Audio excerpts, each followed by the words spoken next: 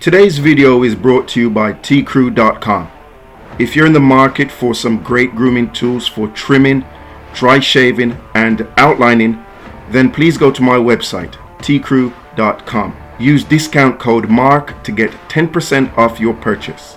Link in description. This is Mark's Mind. YouTube, what's happening? Is Mark here from Mark's Mind. You know, I live in Japan, for those of you who don't know, and I'm often asked by friends and family alike when I go back home, or even in messenger or whatever, does Japan have racism? Does Japan have overt racism where, for example, if I'm walking on the road, someone might shout out the N-word at me? No, Japan doesn't have that. But trust and believe that Japan has prejudice. It's not a race thing so much as it's we're Japanese, you're a foreigner, you're an outsider, as they call us, gaijin or gaikokujin, the more polite way of calling us outsiders. There is definitely that. But don't get me wrong, there is racism here. But I've been here for 20 years, and I can honestly tell you, hand on heart, that it has gotten better over the years. I guess as more people are exposed to being around black people or foreigners in general, whatever preconceived ideas they had about people based on their color or their nationality or whatever, they've been able to handle that a lot better, because whatever negative stereotype or whatever stereotype they had in their minds, they could learn firsthand how people really are. But in my first year in Japan, I'll give you some examples of racism I had in my first year in Japan. So when I came to Japan, I was recruited by a language school out of London, and my students, I taught adults, and my students invited me out to go watch a local football team. Some of you call soccer. Went to watch a local football team play. So we jumped on a subway and we went to watch the game. It was great, and we're coming back now. We're coming back into town because the stadium was out in Toyota. Coming back into town, I'm chatting to my students and whatnot, and there was this little old man on the train giving me dirty looks, saying stuff under his breath, and then he started saying stuff to my students. So, I mean, you don't need to be a rocket scientist to work out that this guy was hating on me. And he was saying stuff to my students in Japanese and giving me dirty looks. So I said to my students, hey, what was he saying? Oh, ma, no, don't worry. It's okay. Don't worry about what he's saying. I said, come on, tell me, what's he saying? And they reluctantly told me that this old man was saying to them, what are you doing with this slave? And I chuckled at the time. I honestly did chuckle, because this wasn't my first rodeo. I remember when I was living back in London as a student. I was 17 years old, going to Enfield College in Middlesex. Enfield, Middlesex. Going to Enfield College. And my friends and I were walking to this Greg's Bakery. For the people who know about the UK, you know about Greg's Bakery. So we're going there to get like some sausage rolls and whatnot, right? We were students, we were broke, and we could afford Greg's Bakery for lunch if we didn't eat in the canteen of the college. So I'm going into the Greg's Bakery, and this little old white woman, she's bent over, hunched over, and I'm walking up to the Greg's, and she looks up, she sees me, and she goes, "You black bastard!" And I laughed, and I said, "Oh, you're gonna be dead anyway." She was really old, and I had the same thought with this little older Japanese man. He's gonna be dead anyway. He's gonna be dead soon anyway, because that, you know, that type of racism you'll find usually in the older generation, and I can't fault them. That's how they were raised. Whatever, they were raised to think a certain way. And you'll find as time goes on, things progressively get better. Yeah? How it was in Japan when I came here in 2001 is not how it is now. It's a lot better. So that was one incident of racism. Another incident, which was definitely racism, was when I was at the end of my first year contract for the company I came over to Japan with. They were terrible to work for, and I was out there looking for a new job because I had a 3-year work visa at the time. This was long before I became a permanent resident, and so I was looking for jobs. So someone told me about a company that wasn't too far from where I was working at the time. So I phoned them up. I remember it was a Monday evening. I phoned them up close to 5 p.m. It was during that time when I had a break at my job, and I got this number and I phoned them up, and I did my interview voice. Yes, I'm not sure if you're aware of this, but black people, we have about 3 voices. We have our regular voice, we have our interview voice, and then we have our street voice. Right? So when we go to the barbershop, we might change up how we are when we're at the barbershop, for example. Whatever. We have 3 voices. But on this call, obviously, I'm not going to use my regular voice, and I'm not going to use my street voice. So I used my interview voice, and I phoned up, oh, hello, might you have any vacancies by any chance?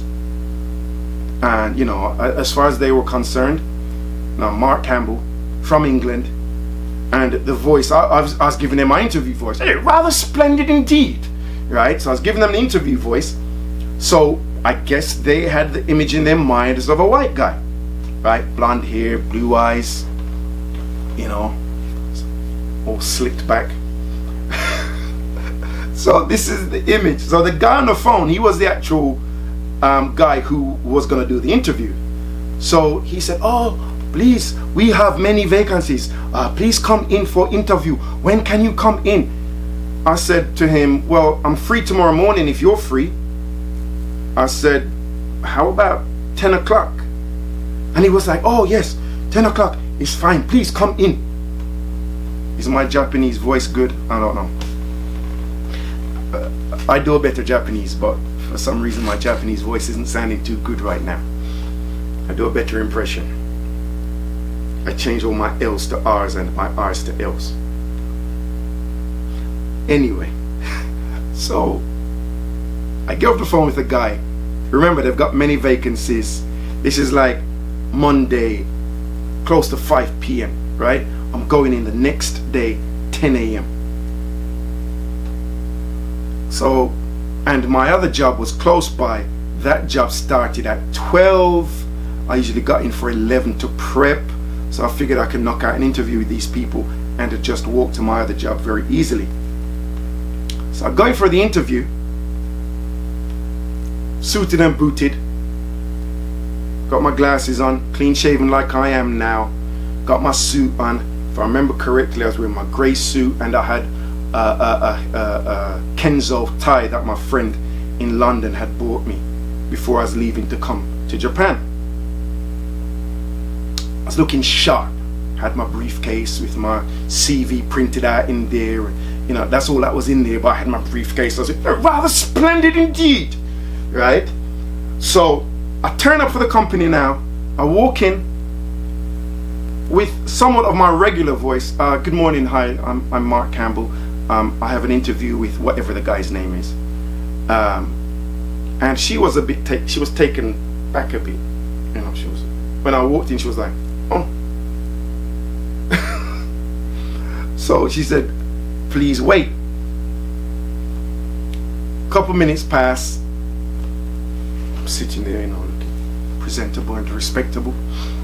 Couple minutes pass. The dude comes out of his office, looks me up and down. He just said, oh, all our vacancies have been filled. I don't know why my Japanese voice is sounding West African right now, but basically all the vacancies were filled. Less than 24 hours, yeah, all the vacancies gone. Was that racism? I reckon so, because I was working as a teacher already. I had the academic qualifications that they required for me to do the job. I was doing the job already. I was very well presentable. I was presentable, I came in respectfully, all that stuff. The guy was just like, no, sorry, all the vacancies are filled. So I thanked him for his time. I got up and I walked out. And it happens. I've had those experiences in Japan and out of Japan. Racism exists, but it's not something that's unique to the UK, to America, wherever. It's everywhere. I remember my brother was dating a white girl at the time. He came out to Jamaica in 1992 with her. I remember it was 1992. Right? I was 18, he was 21. And we were standing outside the NCB bank for my Jamaican people in Sav. They needed to get some money out from the bank. We were standing outside the bank just before they opened. And this black woman cursed the living hell out of my brother and his girlfriend. Yeah? Why are you doing this, white woman? Blah, blah, blah. Cursed them both out. So trust and believe. Racism is not something unique to white people against blacks. Black people are equally racist. And I would argue at times they're even more racist. Right? Even more racist. I got family members who were racist. Said some racist stuff when I was dating my ex, who is a white woman from America. They were not happy. And I'm like, you want me to hate white people like you hate white people, but our family has a bunch of white people in it, right? We know for a fact. Like I did my ancestry.com. I'm 20% white, 16% South Asian, 62% West African, and some little bits sprinkled in from Greek to Italian, whatever. Yeah, our family Campbell, we have roots in Scotland on both sides of my dad's family. My dad's father Campbell, my dad's mom Pattison, all have Scottish roots. And I'm supposed to hate people that make me up. Not in some situation of, oh, the slave master raped the slaves. No, like we're talking about black women marrying white men from Scotland. Like legit relationships, not some rape situation. But yeah, I digress. Japan does have some racism like every damn country on the planet. My other half, she's half Japanese, half Kenyan. I mean, if you see her eyes, I mean, you can't get any more Japanese than her eyes. Her eyes are as Japanese as you can possibly get. She has the long black hair, curly, you know, that mixed hair that black women call good hair. She has all of that. But her skin complexion is maybe a bit lighter than mine. Or about the same with my lighting and stuff. Her complexion is about my complexion. This lighting makes me look light skinned as hell. But she was on a bus once, and some old, again, it's always the old people, some old Japanese people, assuming that her eyes were a dead giveaway, but they assumed she was just a Negro, and they were saying all kinds of racist stuff about her because she was black. They were saying stuff like, as she told me, she sat there. She speaks fluent Japanese, sat there, listened and took it, never said a word, as if she couldn't understand them. They were saying stuff like, I wonder if we rub her down with bleach if she'll go white. Stuff like that they were saying about her. And she sat there and took it.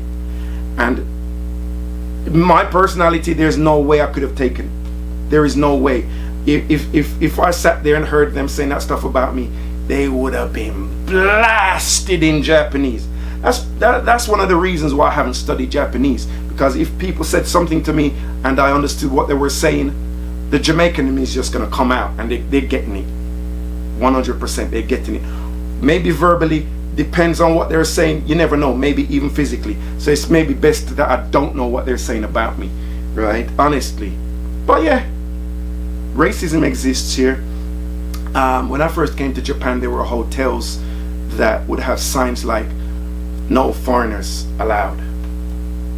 In the adjoining city, there was a nightclub that had no foreigners allowed. It wasn't just about, again, it's not just about the race, it's about the fact that you're not Japanese.